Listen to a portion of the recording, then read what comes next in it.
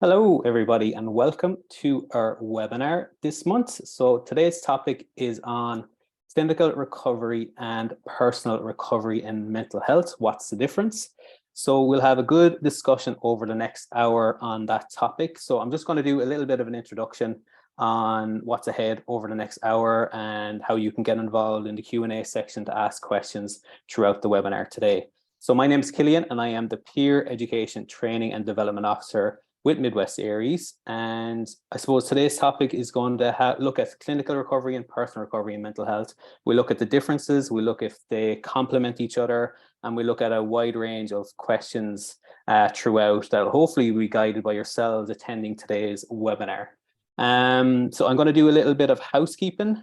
So a little bit about Midwest ARIES, who we are and what we do. So we are the Midwest Recovery Education Service, and we cover the Midwest region in Clare, Limerick, and North Tipperary. So we run workshops online in the acute units and face-to-face in the community as well. So the structure for today's webinar will be 1 hour. There'll be a panel discussion, and we'll be able to, I'll introduce the panel in a couple of seconds there. The Q&A button is at the bottom of your screen as well if you're on a phone or a laptop, and you can input your questions now or start filter the questions in throughout the webinar, so we'll be able to answer them throughout, and we'll be kind of guided by you that are attending as well. This webinar is also recorded, so it will be available on our YouTube channel and our podcast stream as well on Anchor FM, so that'll be on Spotify and all good podcasting streaming services as well. So I think I've covered everything. I'd just like to invite the panelists now. I'll stop the share. And panelists, if you'd like to turn on your cameras and unmute, we might just do a round of introductions. So I've done my introduction. So Lorraine, we might pass it over to you if that's okay. And you might just introduce yourself and say hello. Thanks a million. Hi everyone, my name is Lorraine Naughton. I am Assistant Director of Nursing here in the Adult Acute Psychiatric Unit in UHL. I've been here 20 odd years. Delighted to be part of the conversation today, and that's me. Brilliant. Thanks a million, Lorraine. It's great to have you here to share your knowledge and your insight and your experiences over the next hour as well. So much appreciated for taking the time to come on. Nikki, we might come to yourself. Thanks a million. Thanks, Cillian. My name is Nikki Fallon. I'm a recovery education facilitator with Midwest ARIES. So I facilitate workshops online in psychiatric units and also within the community with my fellow facilitators as well. And I'm just really looking forward to this particular workshop. It is personal to me as well. I've had my own personal recovery through mental health. So I'm really looking forward to that as well. Yeah, thanks, Cillian. Brilliant, Nikki, and it's great to have you here as well to share your knowledge. So thanks a million. And Eileen, we'll come to yourself. Hi, Cillian. Hi, everybody. My own name is Eileen Hanley, and I'm a recovery education facilitator as well with the team here at Midwest ARIES. And yeah, really looking forward to the discussion. To see what comes out of it. I think there's different ideas on clinical recovery and personal recovery, and just looking forward to chatting among the panelists as well, but also seeing, I suppose, what the Q&A offers and just to see where the discussion goes. So yeah, really looking forward to Cillian. Thanks a million. Lovely. Thanks a million, Eileen. So we crack on, I suppose, with the first question. So what do we understand by clinical recovery and personal recovery in mental health? So even if you want to break it down into clinical first and then personal recovery after. And Lorraine, I'm going to go to you first, if that's okay.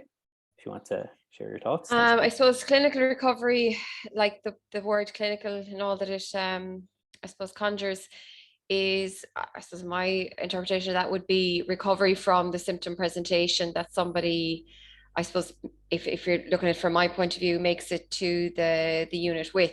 So whatever that looks like for the person, be it sleep disturbances, thought disturbances, mood, I suppose dare I say, the medical model kind of stuff of when people are not well would be my understanding of the clinical recovery.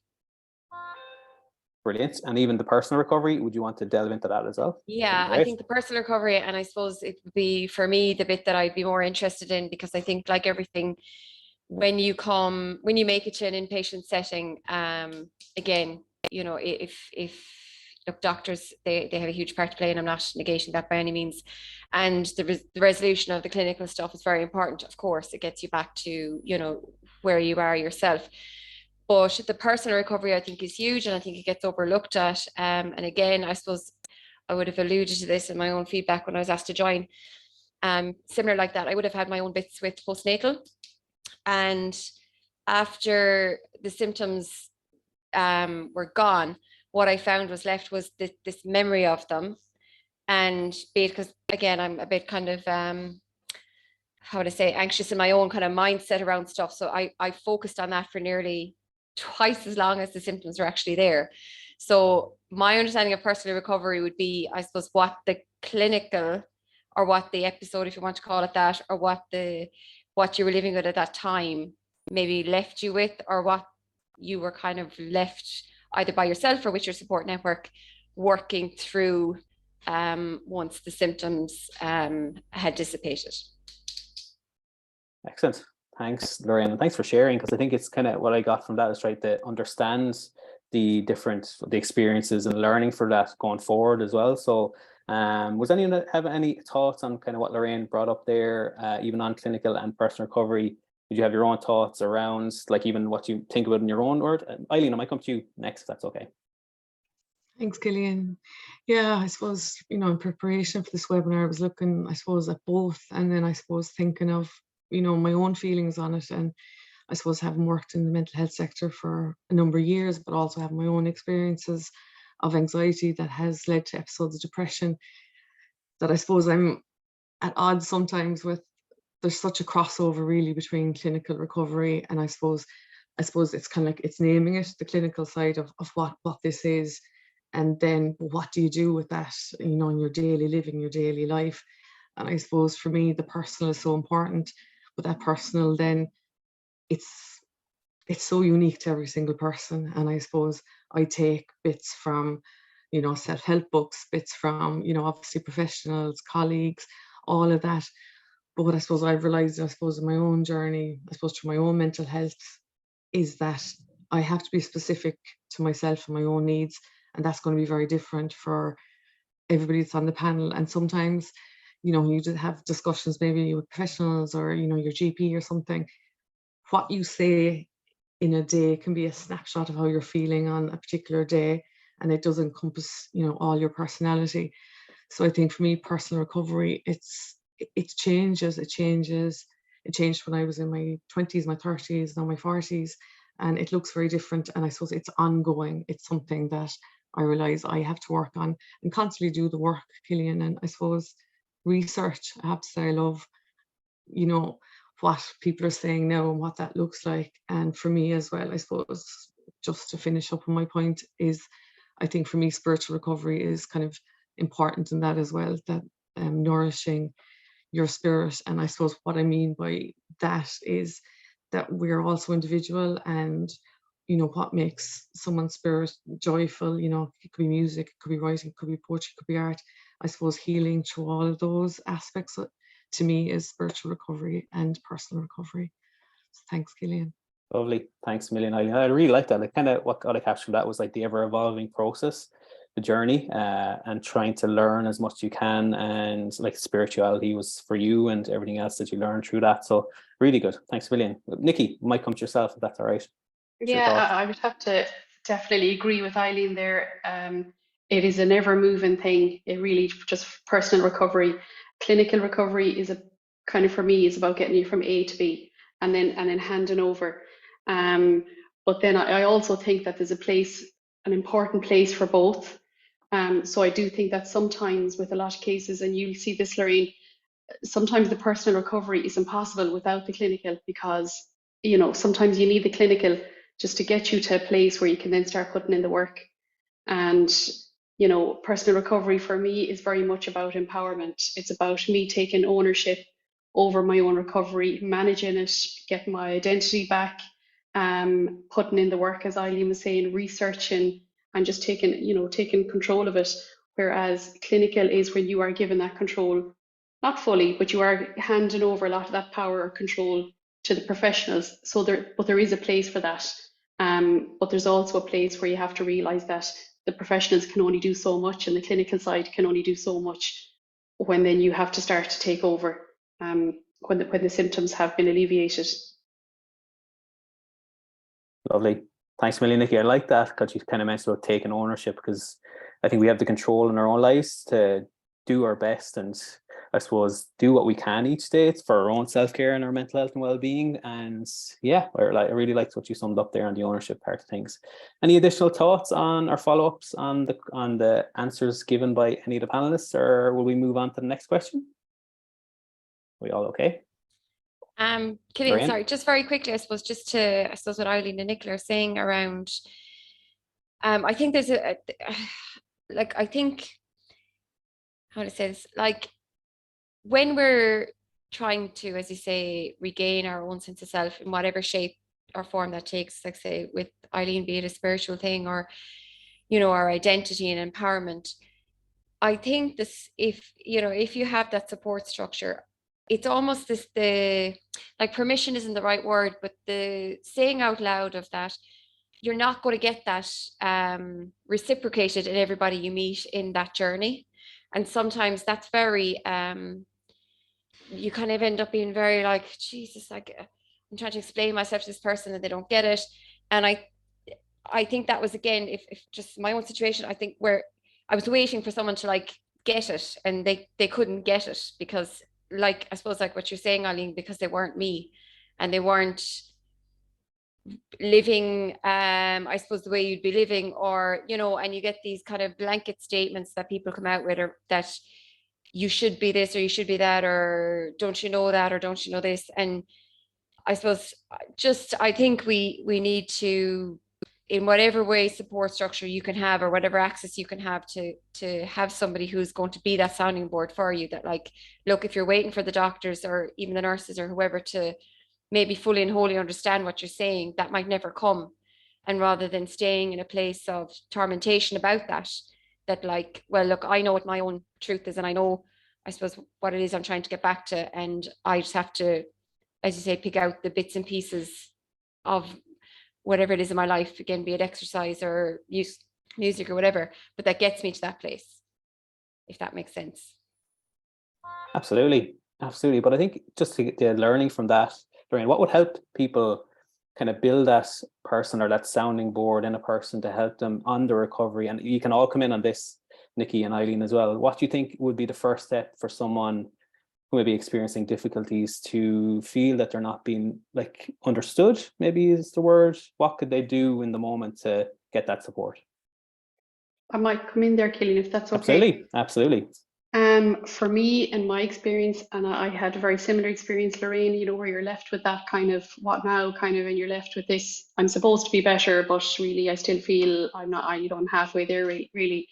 But for me, the turning point was where I just started to not hide behind my diagnosis or my illness, and I started to be completely real and honest with my close people. So people I needed, and also being able to identify who are people I actually need and who are people who maybe aren't having such a positive effect on me right now. You know, who am I, who's taking my energy, who's given me energy, you know, and focus on the people who genuinely don't appear to be judging you in that moment, and people who you feel you can be real around.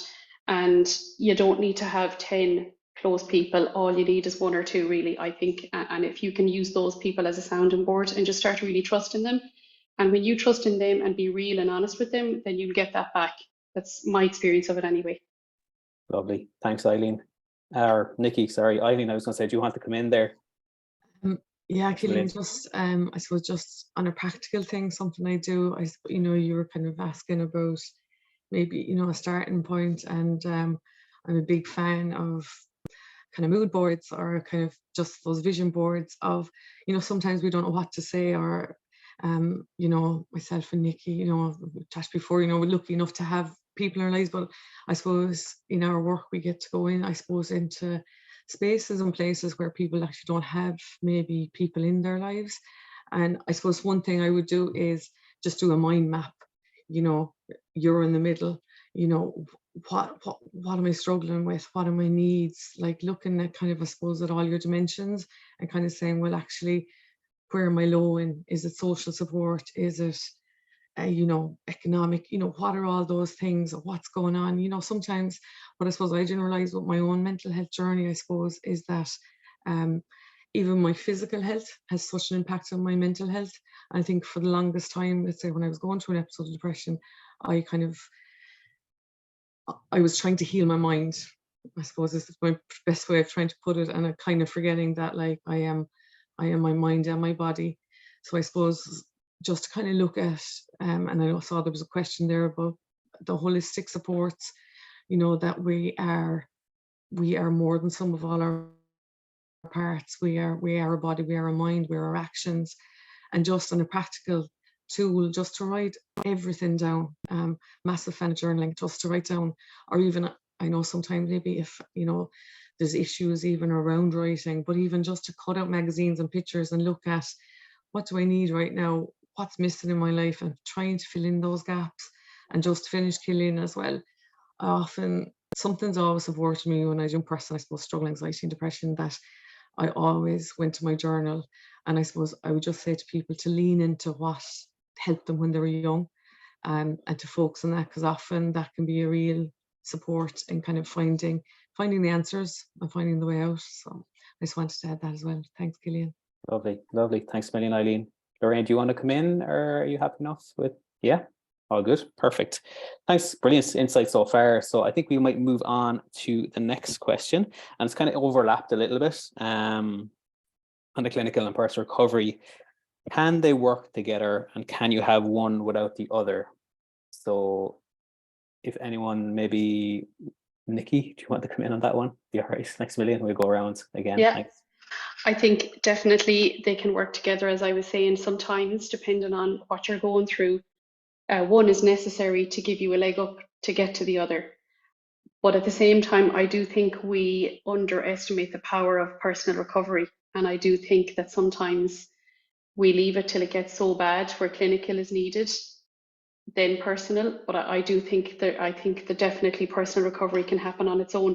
I don't think clinical, in my own experience, I don't think clinical can happen. I don't think you can come fully back and thrive as a person without personal recovery as well as clinical. So I don't think clinical can survive alone, but I do think personal can. Brilliant, brilliant. Thanks, Nikki. Lorraine, do you want to come in on that one? Yeah, I suppose 100% I'd rewind behind that, Nicola, in that, again, you know, absolutely, if it comes to a place of where you need, you know, intervention with regards to the clinical aspect, 100%, you know, that if that's what you need. And exactly like you say, there's a time when, if, you know, things are quite bad at the time, you're not able to hear the information, you're not able to live the stuff that you were able to do before. And so, yes, the clinical recovery has to happen. The ideal, of course, and what we would be striving for, I suppose, here with my nursing team, and like with the, you know, with ARIES coming in, and that presence being so embedded now in our culture here as well, and building the capacity with people to hear both, to, okay, so look, there's a time for the conversation around the medication, there's a time for, you know, listening to the expertise of the doctor. However, it has to run along parallel with what is the person saying, where are you at that moment in time, what are you able to do in that moment, and take those, again, it's all the language that you hear that you could become nearly desensitized to, but it's to bring us back to it and be mindful of how true those words are. They're like, what are the small wins you can get today, and building on those, and in a week's time the person recovery looks different than it did last week. And you know, that, I suppose, natural return to where you are yourself and what you know. I actually feel like myself today. I'm not, you know, or I felt like it in the first part of the day, and look, okay, it's a bad hour and I'll get it back. And those, even those conversations with yourself that you're, I think you had a key word, Nicola, going back when I think about the honesty and about the being honest with ourselves, that to say, like, I know myself what my baseline is. I know myself when I go from being a completely rational human being to irrational, where I'm like, I now can't reason as easy as I did, you know, 2 days ago, and sleep is the core of it. I know that. And there's times when you can choose to ignore that and be like, oh, look, I'll plow on. And then you get the fall out of it. But it's that honesty with ourselves. But you can get all the information, as you say, you want around clinical stuff. But if you're not, I suppose, willing to hear it, take it, and then use it with your own personal stuff, as you say, they have to work side by side, I think.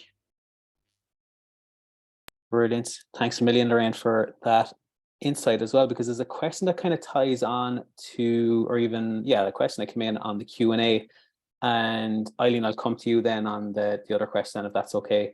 So I'll just read it out. I believe it has to come from the person with the right support. I feel the issue is helping the person to find what will work for them, find their joy and peace. It's hard for a person to work this out. With what they usually find joy or what normally helps them won't work in the midst of their illness. How do you change this? So does anyone want to come in on that one, maybe?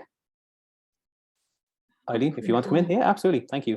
I think for me, Cillian, I suppose my mind went straight back to, I suppose, probably one of my worst episodes of depression. And I thought, actually, in around that time, I wasn't enjoying anything, my normal supports, I wasn't enjoying. But I just needed to mind myself, as in physically, as in just to keep eating, you know, accept day by day routine and discipline.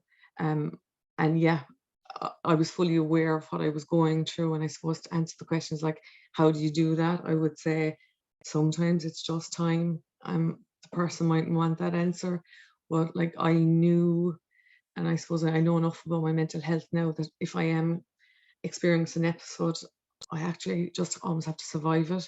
But my mentality has changed. I suppose my mindset that actually, no, I will get through it, but it will take time. And I suppose one thing I realize at the moment is rest is so important. And I suppose what I mean by rest is, you know, like for me, it's turning off the phone, it's being in nature, it's literally a reset. And I think sometimes when someone's going through, obviously, an episode, whatever it may be, or whatever, you know, diagnosis a person has, is just honor that at the time, because sometimes things just don't work.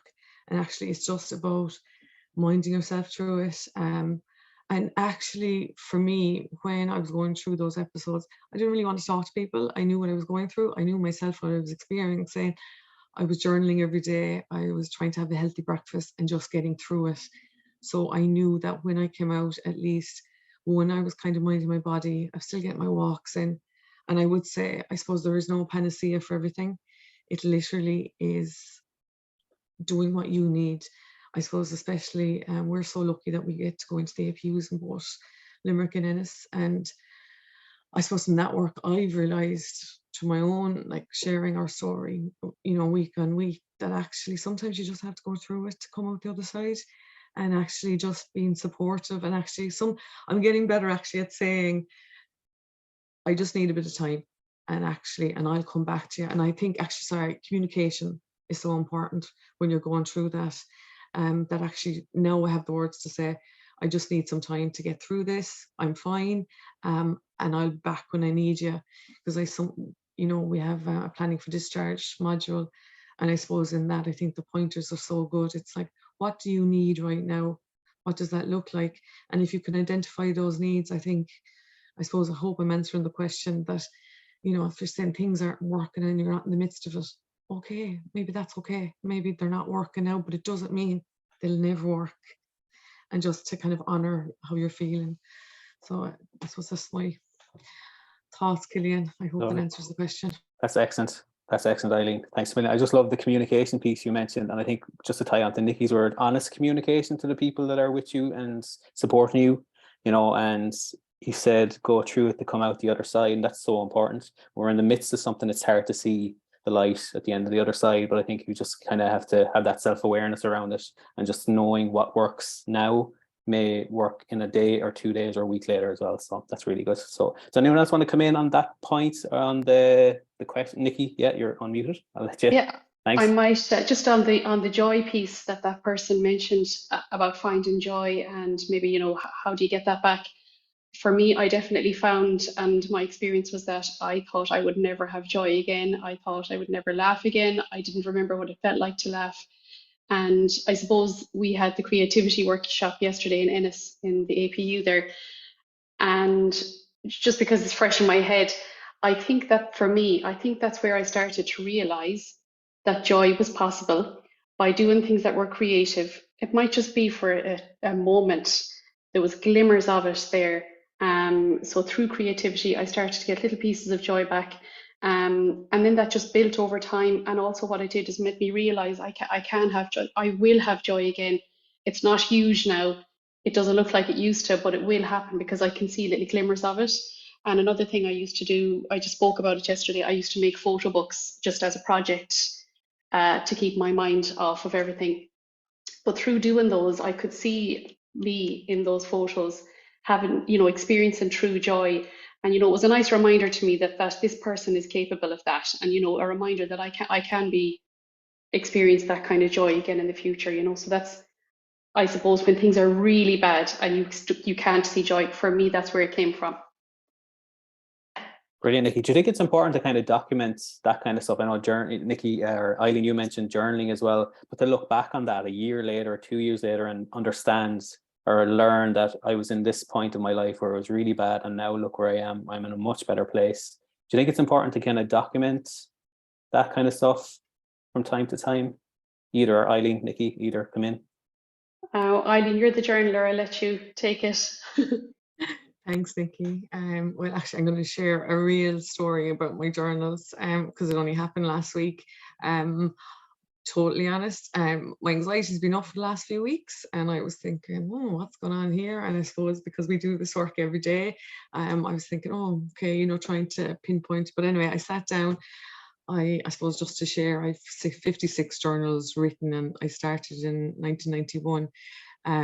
But I just sat down and I was just looking at my journals, and this one journal, I was like, I just picked it up, and it literally was the journal that I had started on the Camino, and the first page was discipline, do your mantras, set your intention, enjoy the day. And it was so funny. I did smile at myself and think, okay, when things are going well, and I tend to drop all those protective factors because I'm doing well and life is great. But then I realize they're the things that actually keep me well.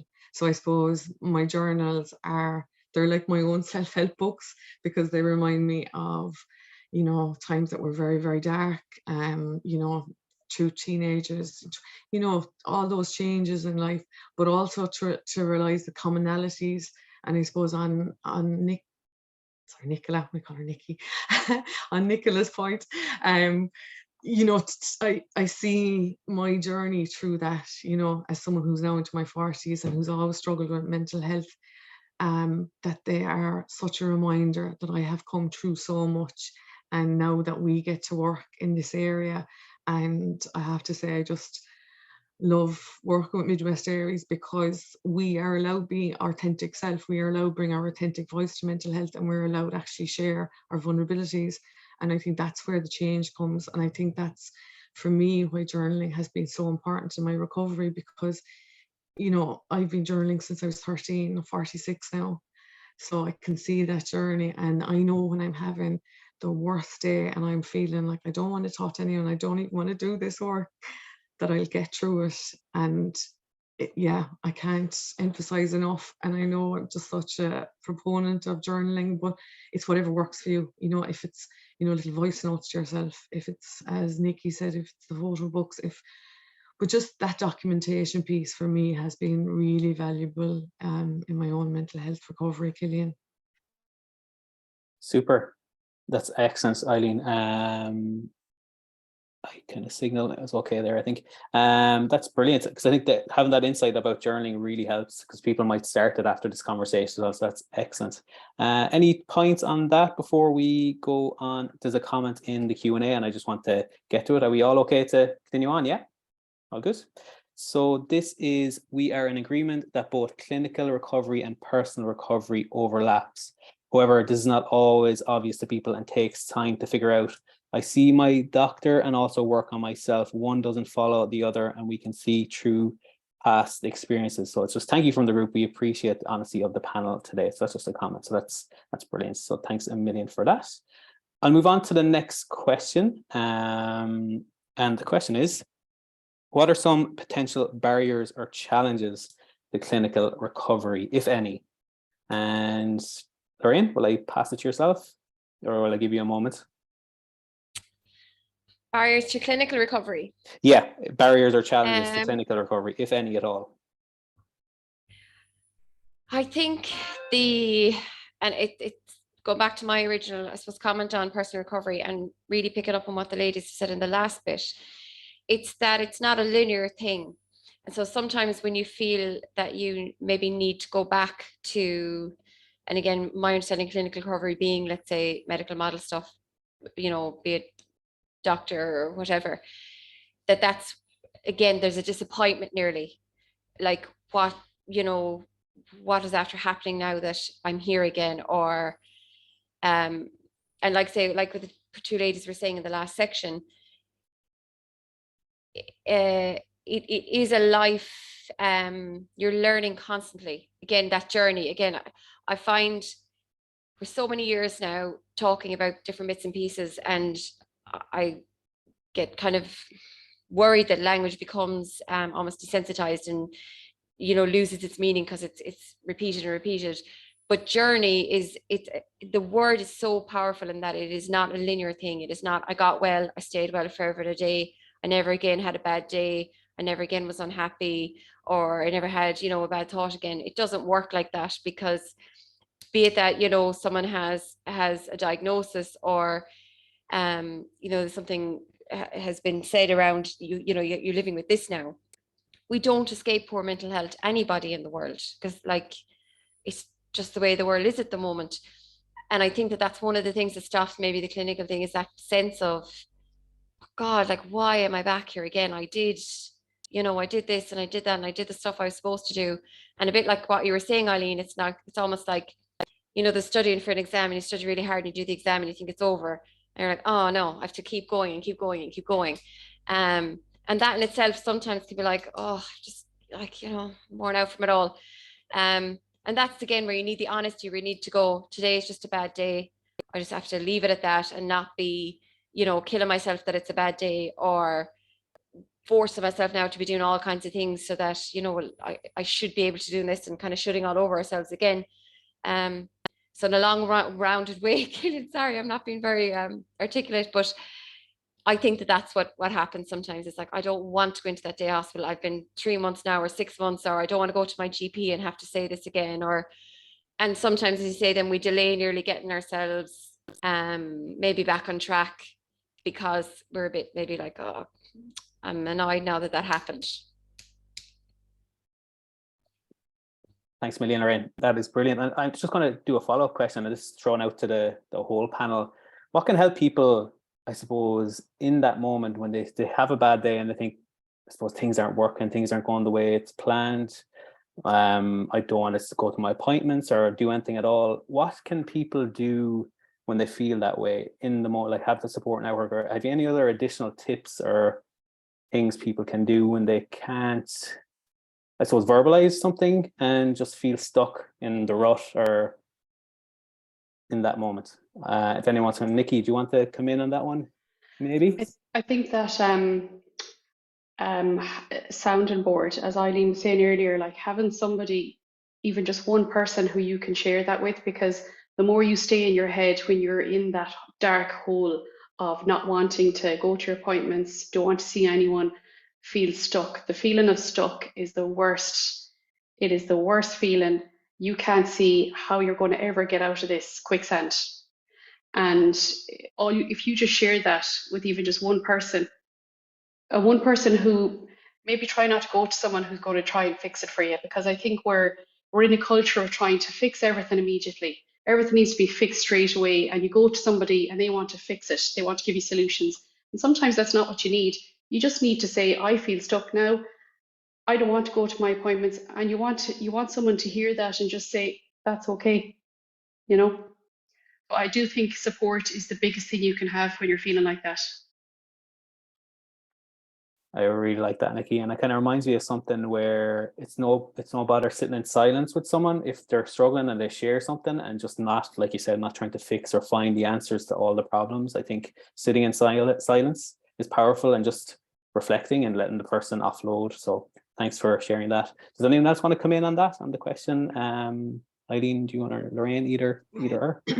Just one. Yeah. great thing. Sorry, Yeah. Eileen. God, sorry. Just quickly on what Yeah. Nikki said there, exactly that. And we all know somebody maybe who either well-meaning or otherwise has that almost toxic positivity of, you know, sure, look, aren't you great? Aren't you here? Aren't you above? All of that kind of stuff where you just feel more alienated. Like, as I say, be it well-meaning or not, you know, intention and outcome isn't always the same. And just, again, to be mindful of who those are in our lives. Because, look, a lot of the time they are people that might be in your close circle and that, as I say, don't mean to be doing the wrong thing necessarily, but can be very, I know I find that so frustrating. We're like, she did a great job and to do this and she lovely kids and haven't you know, and it's based on the assumption that you're able to receive that those blessings or access that gratitude at the time. And a lot of the time it's that you're like, well, I actually don't think I deserve any of that. And so really what you're saying is now just actually making me never want to talk to you again.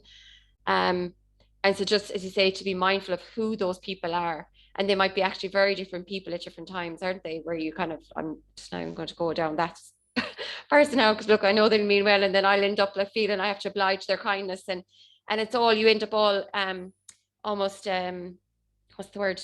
You're conflicted in your own then, because you're performing now and doing the thanks a million. Yeah. And your heart is broken or you're tormented and you just want to get away. And so being, again, mindful. And as I say, it might be, Eileen, that you're writing these people down, even that, like, where's the book, but who else should be talking to now? And it might be that. And, you know, again, with the wanting to fix things so straight away for people, or, you know, be talking about things maybe all the time. It might just be that, like, if you have the most bizarre way of writing stuff down or looking at stuff or keeping track of stuff, and that's what works for you, maybe everybody doesn't need to know about it, and you just tap into it when you need to. And if it gets you, as you say, past that hour, past that day, great. Do you know? Brilliant. Thanks, Million, Lorraine. Eileen, I know you wanted to come in as well, did you? Just, I suppose, one add-on to Nikki and Lorraine's point. Just, I've written down hand, heart, and hand, head, and heart.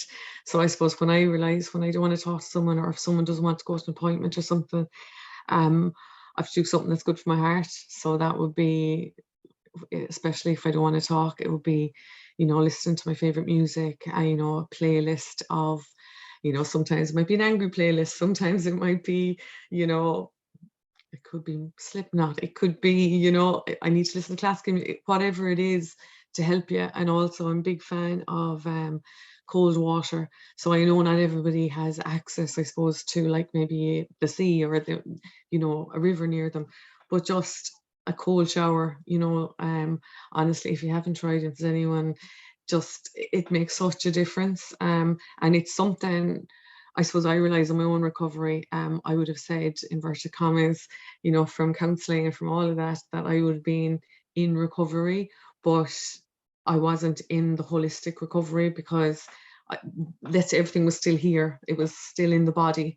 And I suppose I definitely identify with that question. So some days you just don't want to talk. Sometimes you just want to be, and you just want to be at peace.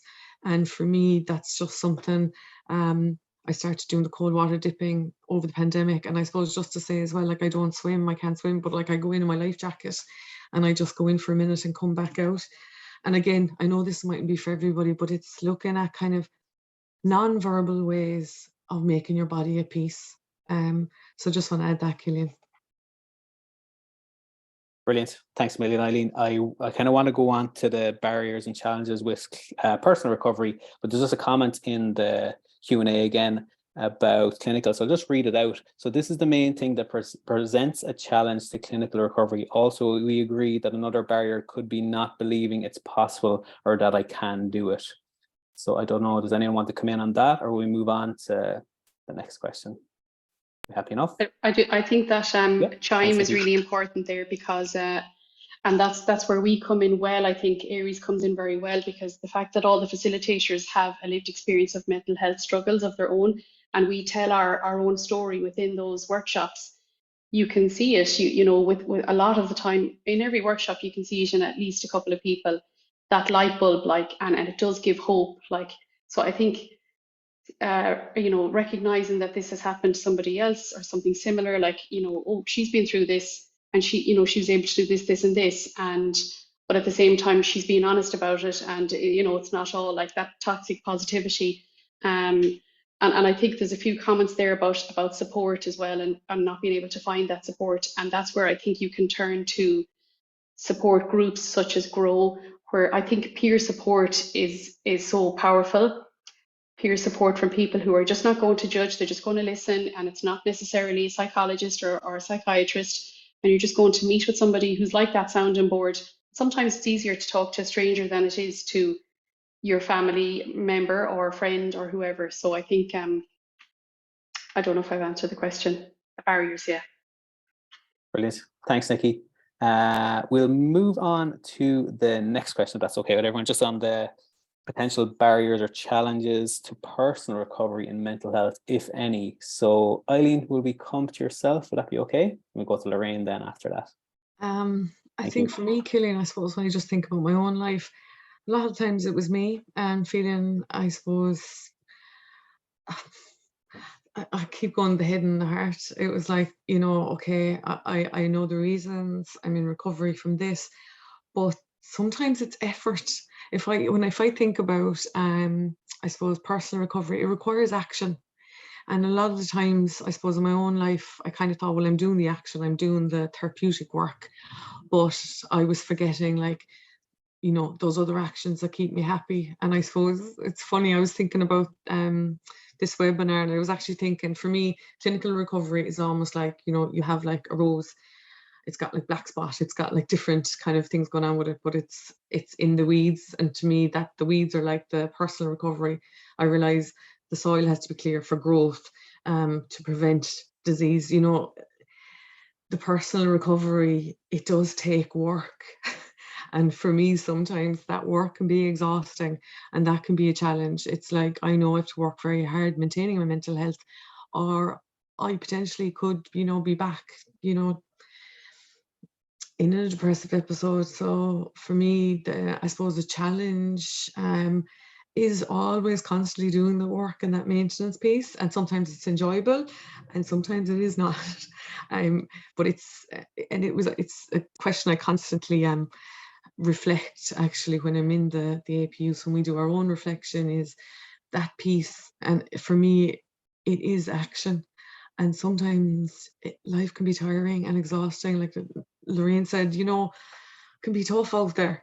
So if you're doing this work and you're doing all this work and you've got all this knowledge and you're trying to bring you into the world and you're not receiving that as well, it can be a challenge as well, because you're working on yourself and maybe other people aren't working on themselves.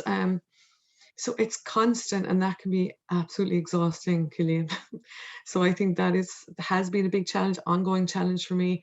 And more I realize I need a lot more time on my own. I suppose that time, it's time in nature, it's time writing, it's painting, it's, you know, by the river, it's time with the dog, to counteract all those barriers.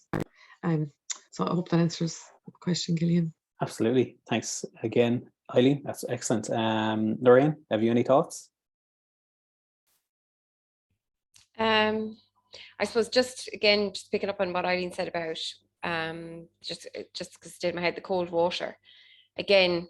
And I don't want to be the almost like the other side of the I suppose the holistic conversation, but the evidence based around the use of cold water for regulating, for the whole, like if you want to get into the science of the amygdala and all of that kind of stuff, it is powerful. Like, and again, it's a sensory thing.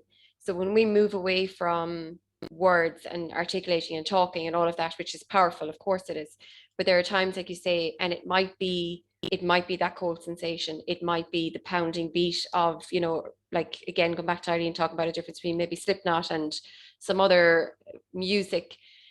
There's a place for both. I think, you know, sometimes in mental health, it's about, you know, let's talk it out, let's work it out, and let's do all of that. And of course that there's a place for that. And for some people that's very easy, and it's easy to find the words and say and articulate everything. And for others, it's not as easy. And so sometimes to be able to even just access the feeling, which, as I say, be it the cold water or be it music or something that is sensory or tactile, it can be as beneficial sometimes than having to think about, what am I going to say to this when they ask me how I am, and I don't want to say I'm having a bad day, and you know, all of that goes with it. And I suppose that there's nothing one over the other. I think there's no one thing better than the other necessarily when you know what your collection of things for you are. And again, I'm not sure that I just answered the question there, but I just want to go back to the cold water thing because I do the same, Eileen. And it is power. I mean, you know, even I follow this girl who does it. She set herself a target to do a plunge every single day for like a month. And she said the sole motivation was because I don't want to do it. And so to do it every day was like an achievement I did it today again. I did it the next day. I did it the next day. And not least then all of the obviously, as they benefits from a point of view of what that does for our brain and our ability to regulate ourselves. So it's powerful. Brilliant. Thanks, Lorraine.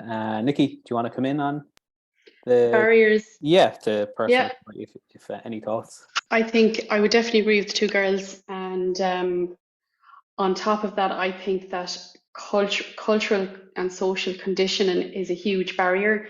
And Lorraine mentioned it earlier. I'm just going to plow on, like that mindset of just plow on, like, oh, sure, you only have 2 kids and a part-time job. Just plow on, like what would be wrong with you? Why can't you? You know, why are you finding things tough? As Lorraine was saying earlier, all the things that people say, it's social, and you're being bombarded with it through media, social media, you know, your friends, family, things people say, well-meaning people. You're constantly being bombarded with this conditioning that you just need to plow on, and you know, taking rests or taking time out is for lazy people, and you know, all that kind of conditioning. And I think that's a huge barrier to personal recovery, because we can start to believe it ourselves. And another barrier, I think, is not placing full importance on all of the pieces of the puzzles, everything, the holistic view, as one of the questions we got in earlier. The whole thing, the whole picture, all of your dimensions, as Eileen said, your social, your physical, cultural, spiritual, all of your wellness dimensions. And as well, just to say, for me, the biggest key for my personal recovery was and still is self-awareness. So I think if you can be aware of what you need and when you need it, I think that's the biggest piece for personal recovery. Excellent, Nikki, and it ties nicely into the final question, because I'm looking at the time and we're kind of a couple of minutes left. So I'm just going to throw it out, and I know there's stuff in the Q&A that I'll get to towards the end as well. What piece of advice can you give to people to help sustain their progress on the recovery journey? So again, we've kind of dipped in a little bit on it throughout the questions throughout. So what can help people sustain their progress going forward? So I'll just open the floor if anyone wants to come in. I'll come in, Cillian. Thanks, Eileen. I'll be quick. I think for me, the biggest thing is to make a plan. Something I did in the last few months is even my work diary. I actually plan what I'm doing in the evening, just to have balance in my life. So just to say that I am more than, you know, I'm more than my work, I'm more than the role I have in life. So I plan, let's say, I'm going for a walk this evening, I'm going to a gig Saturday, just to make life as broad, as enjoyable as possible. And to plan, I wrote down space, you know, allowing space for yourself to nourish your own soul. So whatever that looks like. You know, and I suppose we were lucky enough to do a workshop in the community a number of weeks ago, and just a person said that they started to implement that, you know, from the workshop they did the second week, that actually they sit down now at night before they go to bed, and they actually plan what they're going to do the next day, and just to see the difference in that person. So I suppose that would be my advice, Cillian, because before, when I didn't plan, I ruminated, anxious, depression. So now I plan, and also allow time for joy. So thanks, Cillian. Lovely. Time for joy. Love it. Thanks, Eileen. Lorraine, would you like to come in on that one? What can help people sustain their progress on their recovery journey? So it's a simple word, honesty. But as you say, to achieve that and how we achieve that, that's the crux of it all. Like you know, it's about being honest with yourself and checking your own self-talk, because that's 24/7. So if you're going to say to yourself, like we're saying, and again, going back to Nikki, picking up on the social stuff and that noise that is out in the world, be it through our phones or be it through our family dynamics, work relationships, whatever, you know, we all assume you're nearly waiting for this day where I know I spent a long time waiting for this day where I was going to wake up and be mature and I was going to have it all together and I was going to be that person that I thought everybody else was, you know, God, that person, she's fierce together now and she looks great and all of that stuff. And that's my own self. Nobody was saying that to me other than myself. And so again, honesty around, you're not going to have a good day every day. Nobody gets everything brilliant. All like you can tell yourself that, but it's not true. The people who live in the biggest houses with the biggest jobs, everyone has their own issues in some shape or form, but it doesn't matter because it's not going to affect it. If it's not affecting me directly, why am I spending time talking about it? So bringing it back all the time to yourself and to be, and again, I suppose allow yourself to say, well, I'm actually I'm not going to go to the hen because everyone's like, again, it's just something that came up my own brain. I didn't go to my cousin's hen recently because I'm like, I don't want to go to Killarney and walk around Killarney in 4 pubs and, you know, do all of that because I don't drink. And I'm just not going to do that anymore at 42. I rang her up. I gave her my look. I said, look, Amy, you know, I love the bones of you, but I just don't want to do that. And you've this surge for a second of like, oh God, this is horrendous. I'm the worst in the world. And sometimes it's about just sit with that for a second. It'll pass. And the first time you do, it's probably the hardest. And then, you know, maybe shifting your boundaries a bit with people, teaching people how to, I won't say treat you, but how you are going to maybe be in things, you know. But it's all honesty in whatever way you achieve that. It's honesty, I think. Excellent. Thanks, Millie Lorraine. I see Nikki nodding and Eileen, her head there. If Nikki, do you want to come in on that point? I totally agree. Yep. I love how Lorraine didn't make up an excuse to not go to the hen because that's what we do. You know, I've somebody in my life, I won't say who'll say, I'll say, I don't want to go to whatever that thing is, let's call it a hen at the weekend. And she'll say, what could you say now that you have on? And I'll just say, I'm not going to say I have something on. I'm going to just say that I don't want to go because, you know, or just no, don't need to give a reason. I don't owe it to people to give a reason. So I love that. My advice would be to change how you view failures. Failures are something that you learn from. They're certainly something I've learned from. I've done a lot of courses and whatnot over the years, trying to refigure my career, all these kinds of things, and things have failed, but they weren't failures. They were things that I did, and I learned a lot about myself through that. So it's that self-talk as well, and kind of saying to yourself, you know, I did something there, however small it might be. I did that. I'm great. I did that thing. I did something this week, and celebrating all those little things that you're able to do in your week. And then the second thing is, I've written down here for me, my biggest thing that sustained my progress and still does is that I'm not much of a journaler. I'm trying to get into it, but I do reflect on when I have a dip, and in the past when I've had a dip, however bad or subtle it was, I have documented it. I've documented what went wrong, why didn't I get out of it sooner? And I just really heavily reflect on what happened in the lead up to that. Why did that happen? So that I can learn from it going forward. And what I found is the dips get smaller and shorter and less severe. And that's my two biggest. And having a toolkit, all the things that Eileen said, I won't go into detail, but having that toolkit of stuff that you can just delve into. Brilliant, Nikki. Thanks a million. I think even for what Lorraine captured early on, it's leaning into different skills, and Eileen as well, that you can do in the moment that work for you, because we're all individual. With everything, things work differently for every one of us. Like, so that's what I got from that. So that's brilliant. Eileen, I know you're putting stuff in the chat there. If you put it to panel or the attendees, just share to attendees, and the feedback form would be great as well. Much appreciated. And if I'll follow up with on the learner pack with anyone that's put in the chat as well. You make me co-host, Cillian, just to do that. Yeah, we'll do. No bother at all. So we're coming close to the end. I'm just going to share the slide just on upcoming events, and I just want to say thanks to the panelists so far. Absolutely brilliant insights. So hopefully all the attendees took something away from today's discussion. And I had to go to the Q&A, so I'm just going to read out a few of there's one here. You're very articulate, and as all the panel are, so thanks a million. So there's a comment here, what happened for good. So love that. Excellent. So that's brilliant. So yeah, I'm just going to share the upcoming events for Midwest ARIES. Give me 2 seconds now. Press share. And the feedback form will go into the chat there in a second. And we can, so just with the upcoming events, this is June's timetable, online timetable. So we have managing well-being, mental health recovery tomorrow, and then we have creativity for well-being next Thursday, June the 8th, and then resilience at the end of the month. So if you want to book onto any of our workshops, you can book on Eventbrite. So the website is there and the QR code as well. So we have our co-production conversation exploring trauma. This is the online version. So this is on the June 7th from 10 a.m. to 12 p.m. And again, if you need further details, you can email me at cillian.keane@hsc.ie, and I can send you on the poster all information on that going forward. Then we have workshops in Nina, face-to-face, and Kilmallock Library. So the first one in Nina is the self-care series. So it's June 13th, 20th, and 27th.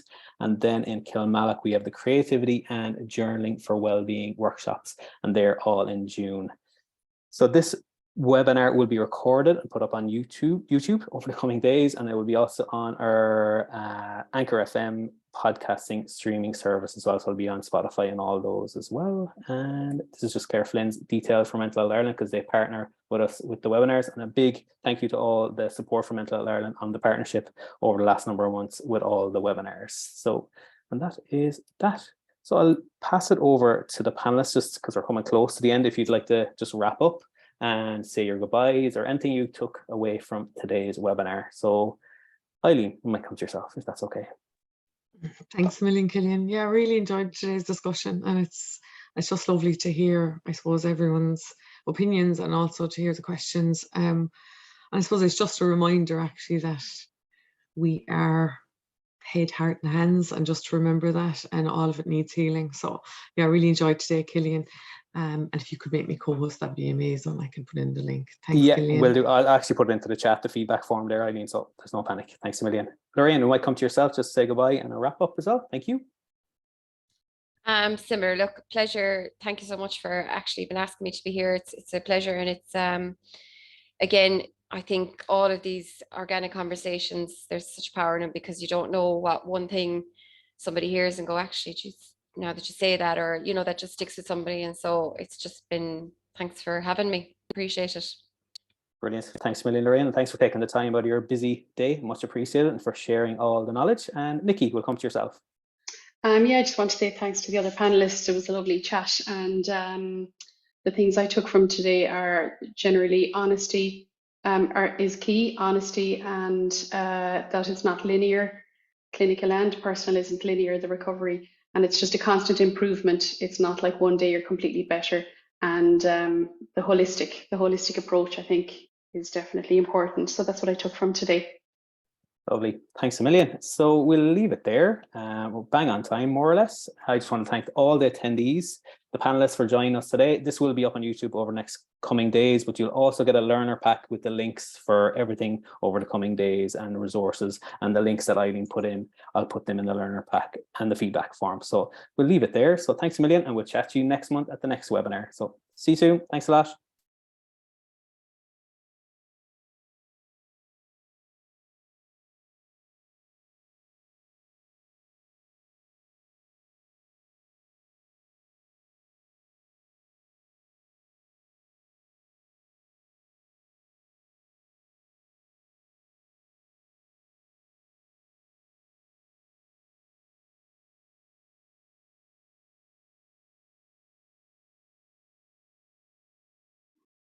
That's it.